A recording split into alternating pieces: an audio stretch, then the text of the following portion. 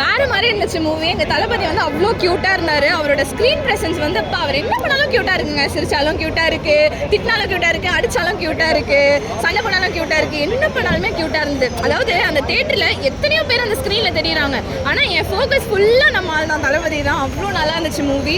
ஒரு normal family film, ஒரு comedy ஃபிலிமை இவ்வளோ மாதம் செலிப்ரேட் பண்ணி நான் பார்த்ததே கிடையாது. அது எல்லாம் ஒரு ஆளுக்காக தான், நம்ம தளபதிக்காக தான். அவ்வளோ நல்லா இருந்துச்சு. எல்லாருமே கண்டிப்பாக வந்து இந்த எக்ஸ்பீரியன்ஸ் பண்ணுங்கள் தேட்டரில். இல்தக்கா செய்யா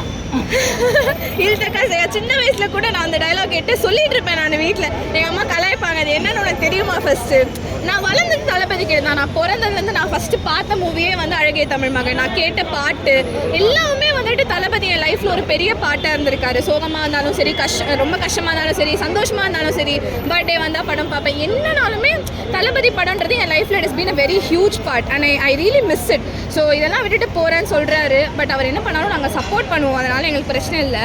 ஆனால் ரொம்ப கஷ்டமாக இருக்குது.